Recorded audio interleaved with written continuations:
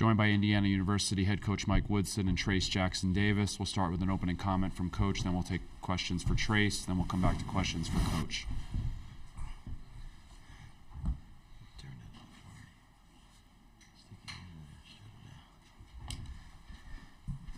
First of all, I'd like to just congratulate Coach Shrewsbury and their team. They played extremely well, well coached. I thought early on, we got down and we had to fight to get back in it. At the end, we made a mad rush at it, but just didn't have enough to close it. So you got to give them credit. They played their asses off tonight. Penn State did. Questions for Trayce. Start with Tom on the right side, then we'll go to Jay. Trayce, I know last Sunday you mentioned you wanted one of these and one of those, so when you fall short today, how do you look at these last couple of days, and what does it mean, if anything, heading into next week? Obviously, you're upset, but at the same time, we still got the NCAA tournament. We're not sweating like we were in prior years, and we know that we're in. We're going to go back, fix what we did wrong in this game, and then focus on whoever we got to play after Selection Sunday. Left side, Jay. Trayce, you guys obviously made a real frantic rush to kind of close the gap there in final minutes. Do you guys need to bring more of that intensity earlier in the game that you played with at the very end? Yeah, absolutely. I just think that we played lackadaisical in stretches throughout the game. We would make pushes, but then we would kind of relax, and they would start to step on us a little bit. But we need that intensity throughout the whole game, and we can't play scared. I thought overall we kind of played kind of tentative. We weren't shooting the ball when we should have been, and we just got to fix those things and just – yeah, basically that's it. Left-hand side, Julian. Trayce, the toughest thing about sports is the finale of it, right here. Mm-hmm. The toughest thing about sports is the finale of it. And your Big Ten career is over. How do you want to be remembered, and how will you be remembered? Two-pronged question there. Obviously it's bittersweet, but I know that I've left everything that I've had out there on the court. And I think Indiana fans and fans in general that enjoy college basketball will appreciate that. But at the same time, you can't dwell on it too much because we still got some ball left to be played.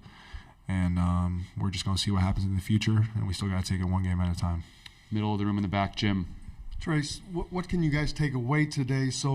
Because the next loss will be your last loss in college. What can you take away today and learn to try to prevent that? I think that just our intensity. We just got to be more intense on the ball. I thought that late in the second half we had that, and if we would have had that during the whole game, I think it would have been a different outcome. But again, credit to Penn State. They played very well. They hit some tough shots, and sometimes the ball doesn't bounce your way. Left side, middle. Go ahead. Trayce, they seem to be able to play high on ball screens and kind of take Jalen's mid-range away. How are they able to do that and also kind of take you away on rolls and other actions going to the basket? I just think that they did a really good job with pressuring the ball and getting out and touching. And then sometimes Vino shots off. It happens in the game. You're not going to hit every shot you take, but he was still getting them up, which I'm proud of. He has to be confident in himself. But at the same time, yeah, sometimes he missed some shots, and he's gonna dwell on it a little bit. I know he wanted to hit that last one, but at the end of the day, we got to wash it out, and we got to get ready for the next game. Far right side, Dan, then Bob, and then Jeff, and then we'll be done with Trayce. Trayce, you mentioned tentative play being an issue. How much of that was your guys, and how much of that was Penn State's defense? I think it was a little bit of both. I think sometimes I would cross-court it, and then it was a one more. And I felt like sometimes we could shoot it and we would pump fake it and try to drive instead of just taking the open three. Just little things like that where they were just kind of creeping in a little bit. But at the same time, you can't be afraid to shoot the ball. We got a great team. We got great shooters, and that's what really spaces the floor for us. So when we're not doing that, then they can just pack it in. Bob in the middle. Trayce, what makes Penn State such a unique and difficult matchup? Because they've beaten you twice, and the first time was pretty one-sided. I think that they don't play big.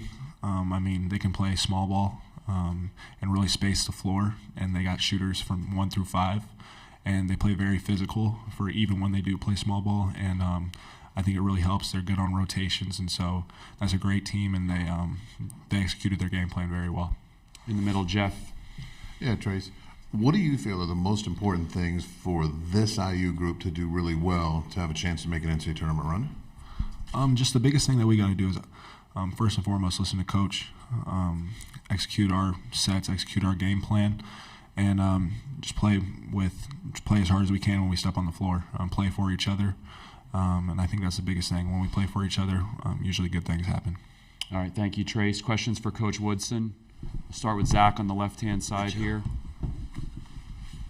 Mike, over here, sorry. Left-hand side. Trayce talked about, and you've talked about too, at times wanting guys to be less hesitant to trust the shot essentially and just put it up. As a coach, I recognize there's no magic bullet to this, but how do you get that? How do you get guys to just trust, to just sort of let it fly when the window is there and not hesitate and maybe lose that shooting window?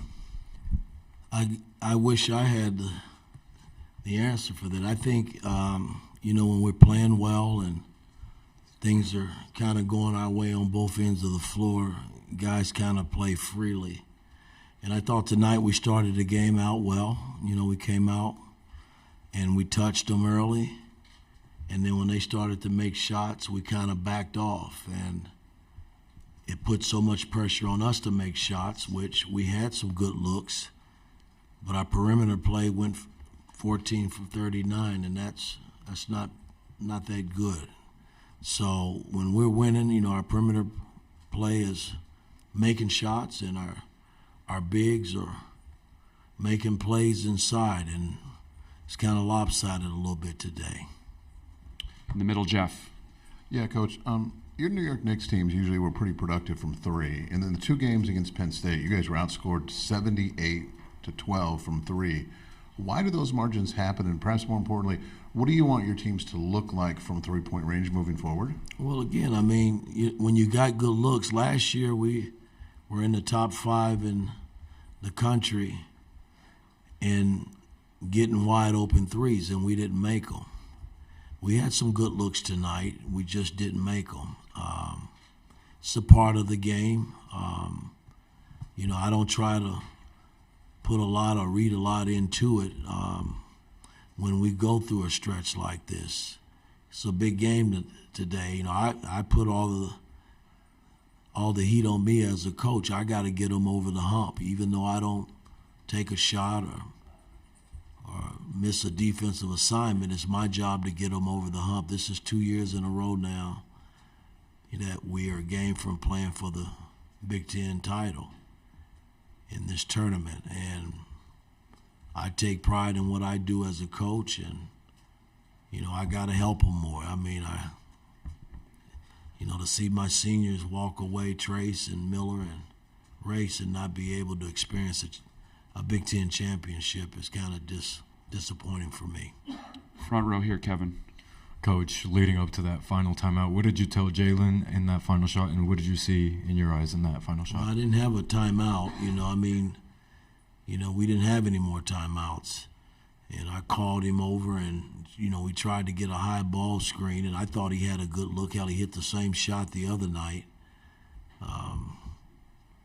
against Maryland, and he had a good look at it, and he just didn't make it. Right side, Tom, then Todd and Jim, and then we'll be done.